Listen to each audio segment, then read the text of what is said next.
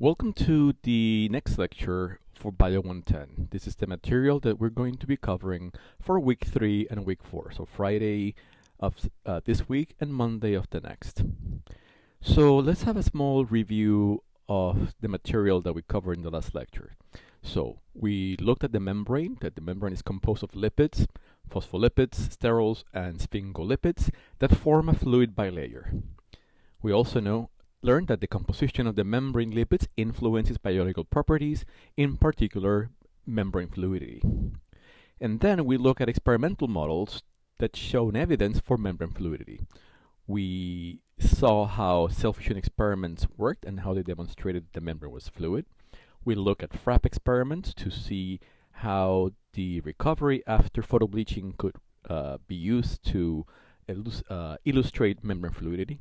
And last, we look at laser twister experiments that show that when the membrane is pulled, it has a degree of flexibility that allows it to conform to the forces applied to it. One of the things that I would like to reinforce today is the changes in membrane shape when you have different lipid compositions. For example, in this slide, we can see that if the membrane is composed of phosphatidylcholine, as shown here in part A of the image, that the membrane has a height of 3.5 nanometers. Now, cholesterol is able to increase slightly the thickness of the membrane, taking it from 3.5 nanometers to 4.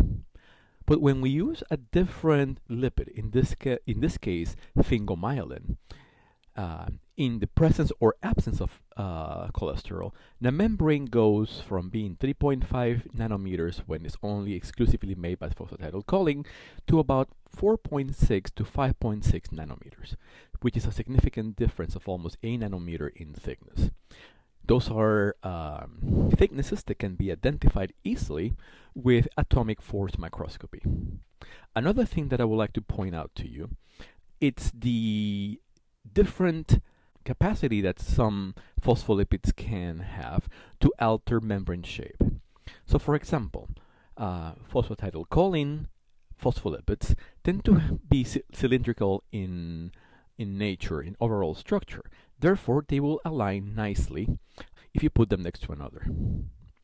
Phosphodiethanol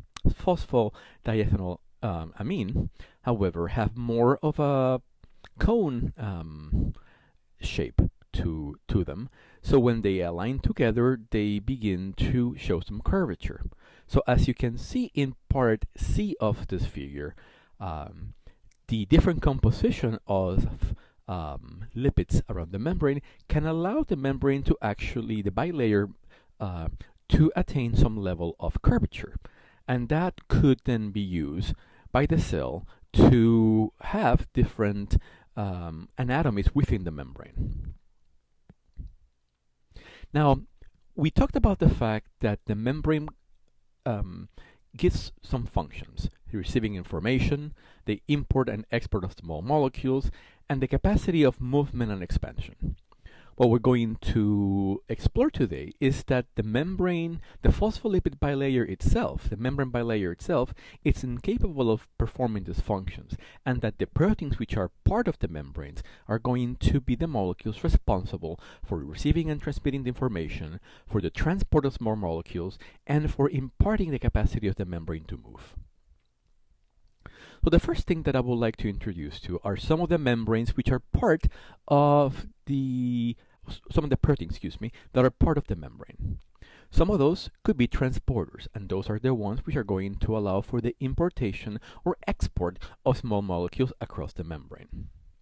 So, flow in and out of the cell of material. Some other proteins are going to serve at anchor points, either allowing for to have a structure and protein connections outside of the cell or in the cytoplasmic part of the cell. So those proteins are going to be anchored to other proteins in the same or different cells. Last but not least, you have receptors that are going to be able to bind to ligands and therefore transmit signals. Those receptors can bind ions, proteins, or other metabolites, and upon binding those molecules, then they can initiate signals within the cytosolic part of the cell to communicate information. Those downstream signals then result in a response from the cell. Last but not least, we have enzymes that are present on the membrane, and those enzymes are going to be able to mediate biochemical reactions. So now you see that because they are components of the membrane, the proteins are going to be able to do the transport, the signaling, as well as the communication and expansion of the membrane to mediate its function. What I would like to introduce to you is the types of proteins that are associated with the cell membrane. We're going to look at proteins that are associated because they have transmembrane regions, like a single pass transmembrane protein. We're going to look at proteins that have multiple transmembrane regions, and those could be either proteins that have alpha helices, like the first example and the second, or proteins that have beta sheets and they're able to form channels across the membrane. The other type of protein that we're going to see are proteins that are associated with a monolayer because they have one alpha helix that can be embedded in one side of the membrane. The third type of proteins that we're going to be seeing on the membranes are associated with the membrane indirectly through the joining to lipids. We're going to look at proteins that are bound to lipids and therefore they're tethered to the membrane that way, or they are GPI-linked, which are proteins that are directly associated with a phospholipid that keeps them bound to the membrane. Last but not least, we're going to see proteins that are associated with the membrane because they're interacting directly with transmembrane proteins. In this slide, I just want to remind you about the fact that different amino acid side chains have different properties. We have cataloged in the past the 20 amino acids as having negative side chains or side chains that have positive charge. Other side chains are uncharged but they are polar and therefore capable of hydrogen bonding.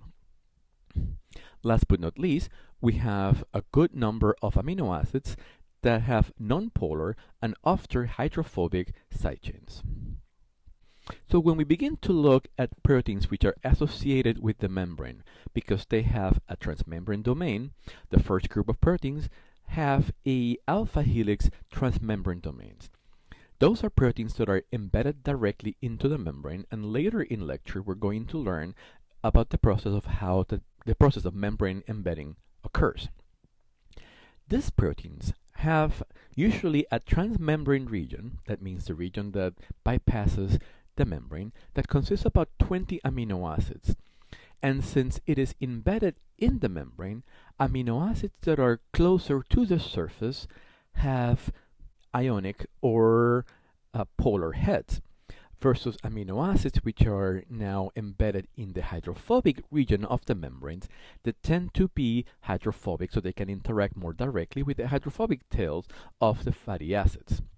Now, as you remember, the alpha helix is maintained together as a structure because of hydrogen bonding between the carbonyl and the amino groups within the backbone of the amino acid. Just to review, when you're having the formation of a peptide bond where the hydroxyl group of one amino acid is going to interact with the amino group of the other amino acids. That will lead to the generation of a peptide bond, a carbonyl group, and an amino group that is going to have a peptide bond between the two and the generation of a water molecule. So therefore, this amino group remains a polar capacity, which allows it to have a positive charge in the hydrogen and a slightly negative charge in the nitrogen, and therefore can form hydrogen bonds. And the second carbonyl group also has the capacity to have a slightly negative charge in the oxygen, allowing it to perform hydrogen bond as well. In the case of the alpha helix, the hydrogen bonds within the alpha helix backbone provide the stability for the structure. So you can see, for example, that this carbonyl group over here is able to have an hydrogen bond, shown over here by this broken dash red line, with the hydrogen of the amino group that is further down, about 4 amino acids down.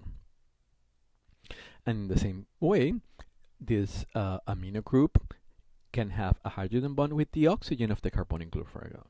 So you have basically a stability of the alpha helix based on having hydrogen bonding between the amino group of the hydrogen of the amino group and the oxygen of the carbonyl group within the backbone chain of the protein. Now, when we look at the amino acids which are present within an alpha helix that is passing the membrane, we can see that many of them are hydrophobic amino acids. Glycine only have a hydrogen, therefore it's considered to be nonpolar and hydrophobic. Isoleucine, phenylalanine, and alanine tend to do it as well. And close to the edge, either over here in the extracellular space or closer down to the cytosolic, right, you can appreciate that you have histidine and serine amino acids which are polar and therefore able to interact with the polar heads of the lipid bilayer that are close to them. So as a review, I would like you to remember the structure, at least the polarity, if they're positively polar or negatively charged, positively charged or hydrophobic of some of the amino acids, and also what properties of the side chains of these amino acids make them suitable to be present in the middle of the bilayer, in the hydrophobic region. In this next slide, what we have is an example of glycophorin A, which is a protein abundant in many red blood cells.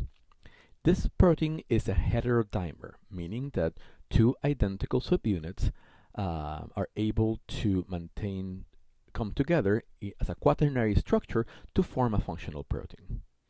Each independent unit has a amino terminus that it's present in the extracellular domain of the cell.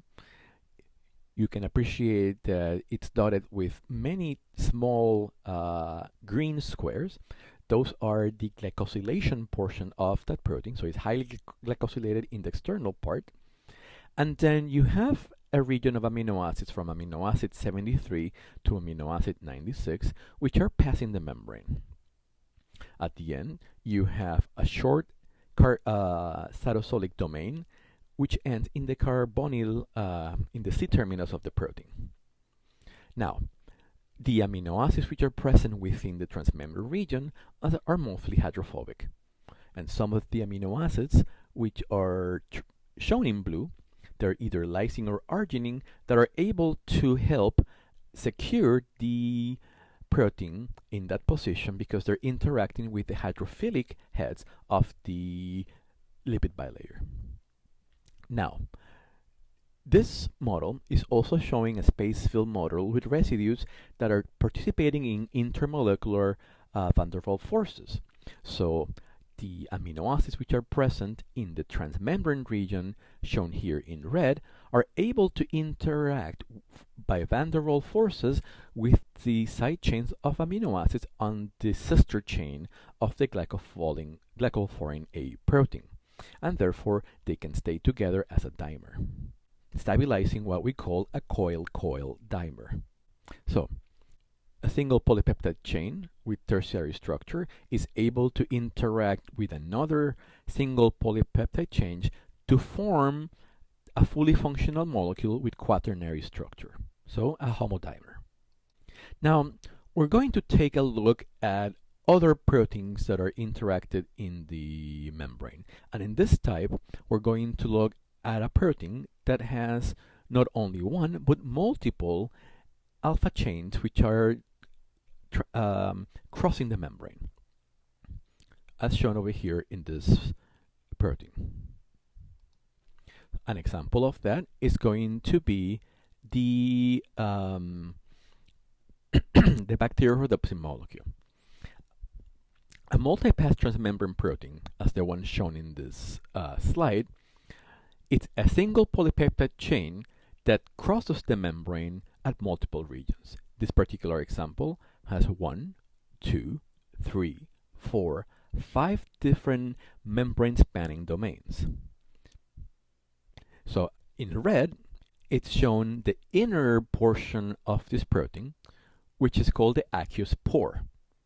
And in green, it is the part of the protein that is interacting with the phospholipid bilayer.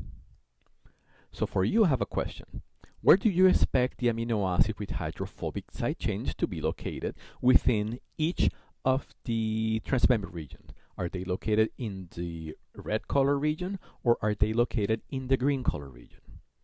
Alternatively, where do you expect amino acid with hydrophobic side chains to be located? Are they located in the red region of the protein, or are they located in the green region of the protein? Try to think about that question when you're studying for the next lecture. A good example of a multi-transmembrane protein is the bacteriorhodopsin transporter.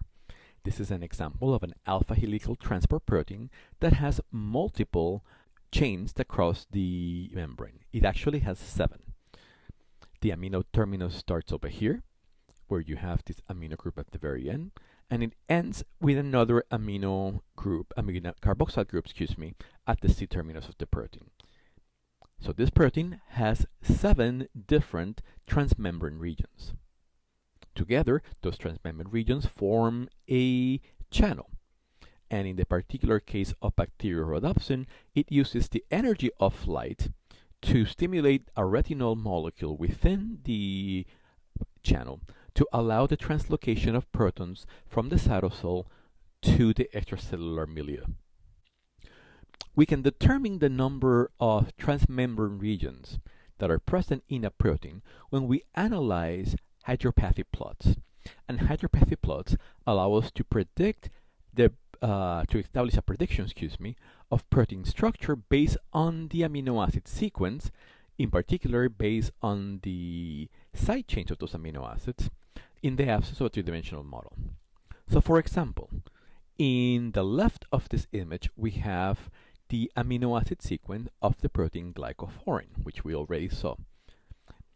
Starting at 0, that will be position 0 of the amino acids, all the way down to position 150. So you have in there, you can eventually, by looking at the side chains of each of those amino acids, you can see if the side chains are going to be hydrophilic or the side chains are going to be hydrophobic. So beginning at 0, you have a hydrophobicity or hydropathy index, where more molecules that are going to land in hydrophobic regions are going to be positive in the hydropathy index, and when they are hydrophilic, they're going to be more negative in the hydropathy index. So what this is showing is that amino acids that are starting from the beginning of the molecule to about amino acid 60 something, they're fairly hydrophilic. And then after that, you have a span of 20 or so amino acids that are extremely hydrophobic, shown over here in this dark green peak. And then that is followed by the rest of the amino acids of the protein landing in the negative portion of the hydropathy index, indicating that they are hydrophilic. So this hydropathy plot basically tells us that the majority of the amino acids at the beginning of the protein up to about amino acid 60 are hydrophilic, and then from that point to up to amino acid 90 you have a very strong region of hydrophobic amino acids, giving us the idea that from the amino terminus to the carboxy terminal you have a region of very hydrophobic amino acids, and therefore one transmembrane domain. Alternatively, when we look at the plot shown in B, now we're looking at the hydropathy plot for bacteriorhodopsin, we can see that from the beginning of the protein starting in hydrophilic region, we immediately have a hydrophobic domain, followed by a light hydrophilic region, very short, another hydrophobic domain, another slight hydrophilic region, shown in light green, a dark green hydrophobic region, another hydrophilic region, a dark hydrophobic region, etc., etc. And the hydropathy domain is such that it indicates the presence of 7 strongly hydrophobic regions that correlates with the 7 transmembrane domains present in the bacteriorhodopsin molecule. So, if you ever get to see a plot of this nature, it will help you predict that the protein, by the virtue of having 7 regions with strong hydropathy index in the positive side, those regions are going to be extremely hydrophobic and therefore most likely transmembrane regions, versus the other smaller regions which have negative hydropathic index are going to be hydrophilic. So as you see here in the representation of the molecule by this bar in green, you have a small hydrophilic region, one hydrophobic, one hydrophilic, one hydrophobic, etc., etc., etc., indicating the 7 transmembrane regions with the loops that interconnect them. So now that we have explored the single pass transmembrane regions that have one alpha helix domain, or the multi-pass transmembrane regions like the bacteriorhodopsin molecule, let's take a look at the third transmembrane protein, this one having multiple beta sheets incorporated into the protein. And that is going to be the beta barrel, a transmembrane protein containing multiple beta sheets. As you can see in this particular example, the proteins have multiple beta sheets, starting here in the amino terminus and ended up here in the carboxyl terminus. The proteins tend to zigzag because these beta sheets are anti-parallel, meaning that one goes in one direction from the amino terminus. There's a small loop, and then the other molecule tends to have the direction in the opposite direction. That is followed by a loop that interconnects another anti-parallel beta sheets that goes from top to bottom, another small loop, and now the initiation of another beta sheet that goes from bottom to top, followed by another loop and another anti-parallel sheet, and so on until you have a complete barrel that goes around across the membrane. So the amino acid side chains that are facing outward of the barrel, shown over here in these areas which are dark green, are going to be non-polar because they're interacting with the the hydrophobic region of the lipid bilayer. And the amino acids which are inward, shown over here with the light green, are looking towards the inside of the barrel and therefore interacting with water molecules, and therefore are mostly polar. So remember that when you have a beta sheet, the beta sheet is designed in such a way that the side chains of the amino acids are sticking to either one plane of the beta sheet or the other. So here in this case, we have the R groups pointing away from the image and otherwise pointing into the image. And they alternate within a single beta strand of the beta sheet. They alternate either going below the beta sheet or above the beta sheet, below the beta sheet or above the beta sheet. And I'll show you that as I'm going around. That creates, as you can see in the middle part of the image in E, an anti-parallel beta sheet that when put together, beta strand, an anti-parallel an anti-parallel set of beta strands that form a beta sheet with amino acids side chains pointing to the inside or to the outside of the beta sheet. A good example of a beta barrel protein is the bacterial porin. The bacterial porin, it is a transporter that it's present on the outer membrane of gram-negative bacteria. So the outer membrane is part of the cell wall of gram-negative bacteria, and it is a large complex of molecules usually formed by putting together 3 beta barrel sheets. So So that trio of beta-viral sheets are going to allow for passage of water molecules, small disaccharides, amino acids, and basically almost any molecule with a particular size. So that makes, because they are allowing to pass a large number of molecules across the outer bacterial membrane, that renders the outer bacterial membrane a poor selectivity barrier. So the porins are able to allow for the crossing of nutrients into the periplasmic region, shown here in between the outer membrane and the bacterial cell membrane, or waste products that are going to be secreted present in the periplasm to the exterior of the cell. Just to remind you, the periplasm is the space between the outer bacterial membrane and the cell membrane, which is the true permeability barrier of bacterial cells. So we have seen integral membrane proteins, which are either single-pass transmembrane proteins, multi-pass transmembrane proteins, or multi-pass transmembrane proteins with beta sheets. What we're going to talk about now are proteins that are linked to the membrane by being covalently associated with lipids, and those are going to be the lipid-linked proteins. The lipid-linked proteins, in particular the GPI-linked proteins, are attached to the membrane by virtue of being covalently associated with a lipid.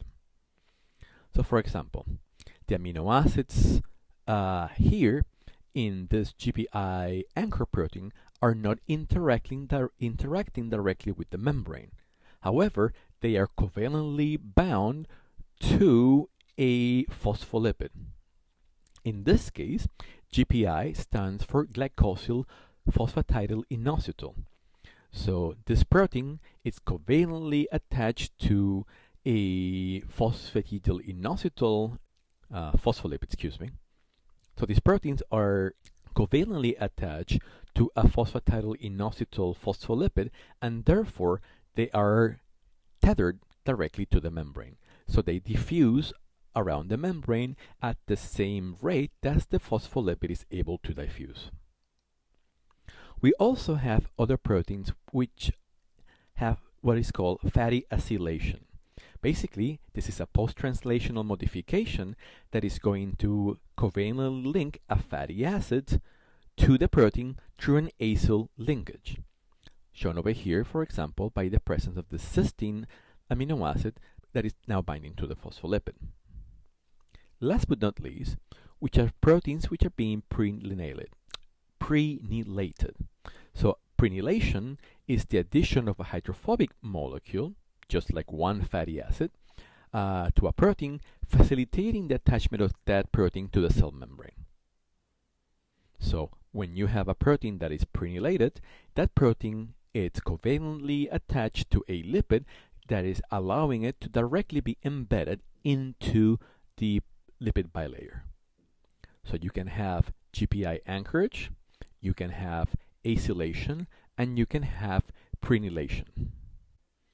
Next, we're going to look at proteins that are indirectly attached to the membrane because they're associating non-covalently to proteins which are directly attached to the membrane as single transmembrane proteins.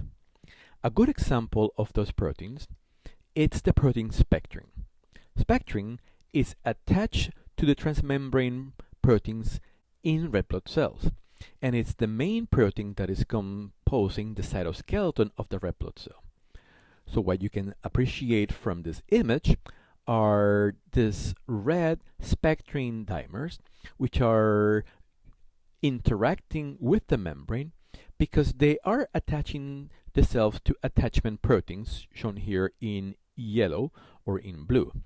Those attachment proteins are binding directly to transmembrane proteins, either here in green or this one here in brown. And in the middle of all that protein attachment, you may have, for example, other proteins interacting, like in this case, actin.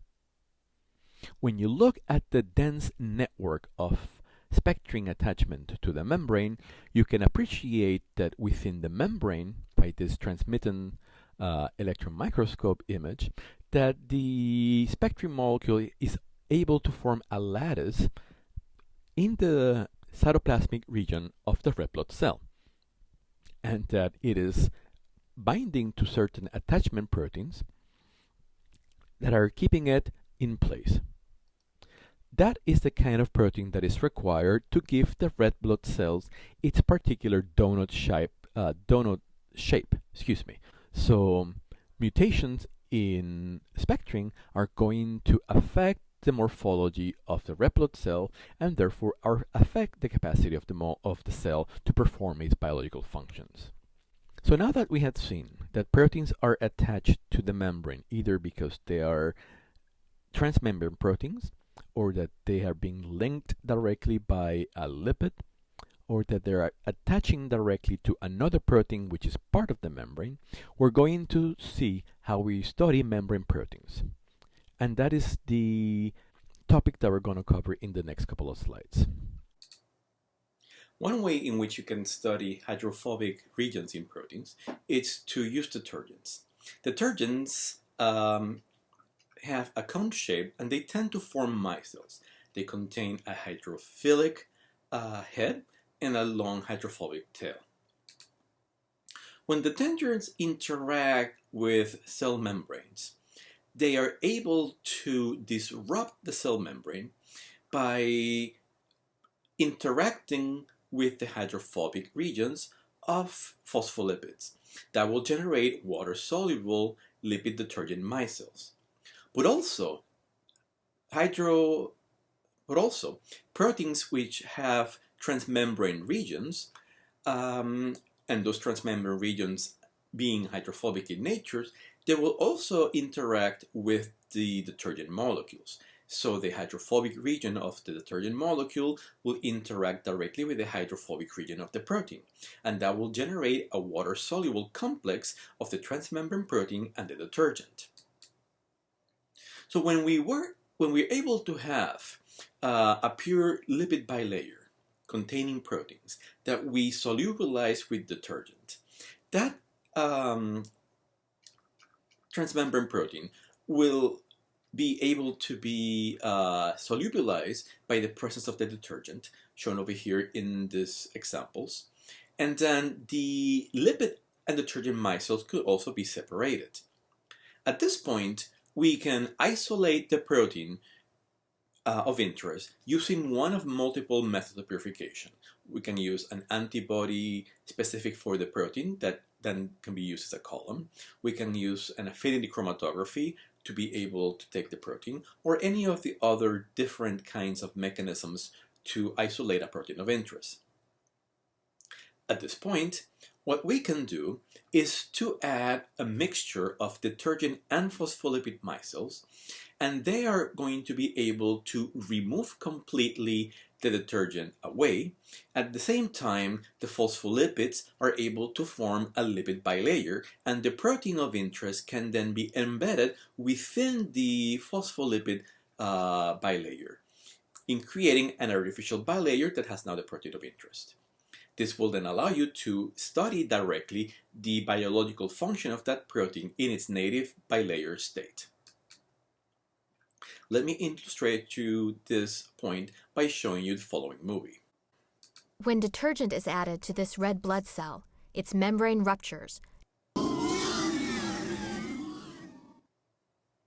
and the cytosol spills out. And you can also hear Godzilla.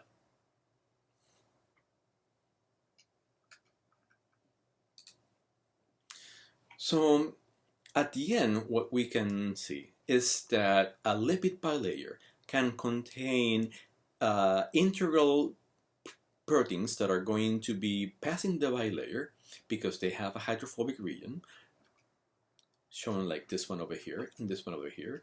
We can have lipid anchor proteins that are going to be part of the bilayer by the effects of having a hydrophobic molecule that brings them in. Or we can have peripheral proteins that are able to interact with integral proteins, and therefore they form and serve as scaffolds for other molecules to interact with the proteins directly in the lipid bilayer.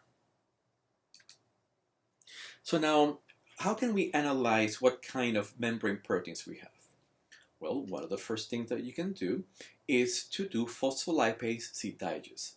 Phospholipase C is an enzyme that is able to cleave phospholipids, and it will be able to separate the protein from the phospholipid.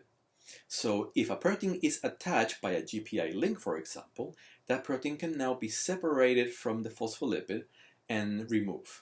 So if the protein is GPI linked, phospholipase C digestion will be able to free it from the membrane. Alternatively, you can have gentle alterations in pH or salt concentration. This will allow to disrupt protein-protein interactions of those proteins which are tethered to other proteins. So if a protein is bound to the membrane via interacting with another protein, the gentle alterations in pH or salt concentration ought to be able to disrupt those hydrogen bonds and van der Waals forces to remove the protein. That only works if the proteins are not covalently attached to one another. However, integral membrane proteins, those that have transmembrane regions, are not released by treatment with either phospholipase C or pH or salt concentration changes. Therefore, you can identify if the protein is actually embedded directly into the membrane by having a transmembrane region. Now, proteins, as I showed you at the beginning, are also coded by carbohydrates. So when you have a protein that is attached to carbohydrates, and those carbohydrates are usually part of the extracellular portion of the protein, we call those glycoproteins. Oligosaccharides tend to be polymers of simple sugars between 3 to 10 sugars long. And a proteoglycan are protein molecules consisting of a large protein core that is attached by disaccharides of sugars and amino acid subunits. Last but not least, you have actual polysaccharides, which are polymers of a complex carbohydrate, such as, for example, starch or cellulose. At the end, what you can have are a complex called the glycocalyx, or a coat of sugar proteins over the cell. The glycocalyx then will include glycolipids. It will include integral membrane proteins that have polysaccharides attached to them, so we call them transmembrane glycoproteins. It will also include transmembrane proteoglycans, as well as proteins which are tethered to other proteins, but they also have carbohydrate subunits, and we call those absorbed glycoproteins. At the end, sugars are only found in the exoplasmic phase of the membrane. What this image shows is the TEM structure of a cell, and that cell is showing a very dark ring around the edge of the membrane, consisting primarily of the glycocalyx, that very thick coat of glycoproteins and carbohydrates. The glycocalyx helps give the cell physical protection against, for example, molecules like antibodies, and it also helps to provide mechanical strength. It also allows the cell to have cell-to-cell recognition, and is able to also provide the cell capacity to adhere to other molecules. One of the most recognized carbohydrate moieties in proteins are the ABO blood groups that are present on red blood cells. The ABO blood groups designate 3 different kinds of antigens: the A antigen, the O antigen, and the B antigen. So attached to proteins in the surface of the red blood cell, you can have an O antigen, and that O antigen consists of molecules of glucose, galactose, N-acetylglucosamine, and fucose. To the O antigen, you can add another carbohydrate, which is going to be an acetylgalactosamine, showing here in red, or another galactose molecule. When you add an N-acetyl-galactosamine, you generate a A-type antigen. When you add a galactose, you generate a B-type antigen. So just difference in the carbohydrate moieties of the proteins give the different quality to the red blood cells that can be distinguished immunologically and therefore give information about the person's blood type. Now, carbohydrates are needed for cell adhesion. In the case of immune cells called neutrophils, neutrophils are white blood cells that are transported around the circulation through blood vessels. Whenever there is a site of infection, you're going to have expression of lectin proteins, which are proteins that can bind carbohydrates on the endothelial layer of the blood vessel. Now, the neutrophil has proteins that contain specific oligosaccharides. Once the neutrophil comes in contact with those lectin, the lectin recognizes the carbohydrate on the neutrophils, and that slows the neutrophil's traffic in the blood vessel. Then that allows the neutrophil to be exposed to other proteins in the endothelial layer of the blood vessel that allows it to roll around the endothelial wall, and then with additional interactions by molecules called chemokines that are going to guide it to migrate, the neutrophil is able to interact and sneak through the space between endothelial cells, and therefore it's able to travel to the site of infection to help the immune system fight the bacterial infection. In this movie, you're going to see a representation on how neutrophils are able to interact with the endothelial cells of the blood vessel and migrate to a site of infection. Leukocytes are white blood cells that help fight infection. At sites of injury, infection, or inflammation, cytokines are released and stimulate endothelial cells that line adjacent blood vessels. The endothelial cells then express surface proteins called selectins. Selectins are the lectin molecules. Selectins bind to carbohydrates displayed on the membrane of the leukocytes, causing them to stick to the walls of the blood vessels. This binding interaction is of sufficiently low affinity that the leukocytes can literally roll along the vessel walls in search for points to exit the vessel.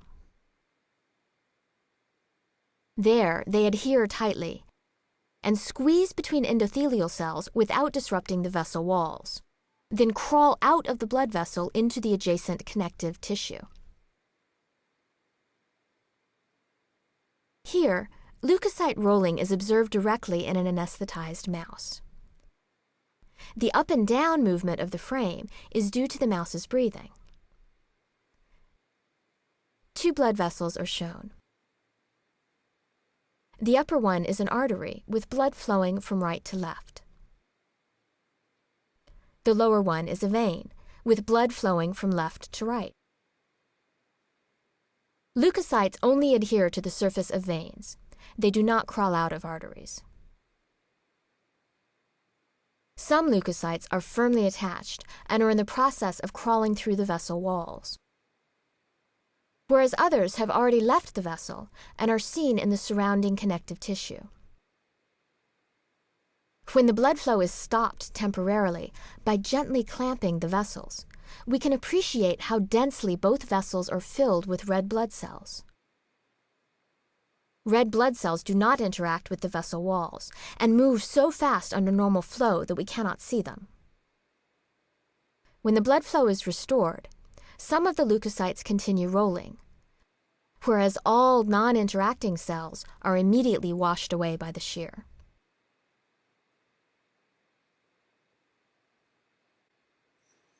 So that illustrates how selectin, or that are lectin proteins that are able to recognize carbohydrates, are able then to help the leukocyte, or the neutrophil, interact directly with the endothelial cell of the blood vessel to allow the neutrophil to slow down its movement in the vein, and eventually roll by the side of the vein until it finds a place where it can extravasate and migrate out of the vein into the adjacent connective tissue.